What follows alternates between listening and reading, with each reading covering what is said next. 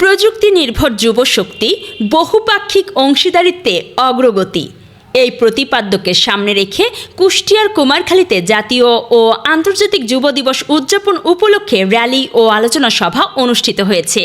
মঙ্গলবার সকালে উপজেলা প্রশাসন ও যুব উন্নয়ন অধিদপ্তরের আয়োজনে উপজেলা পরিষদ চত্বরে একটি বর্ণাঢ্য র্যালি বের হয় এবং পরবর্তীতে উপজেলা পরিষদ সভাকক্ষে আলোচনা সভা অনুষ্ঠিত হয়।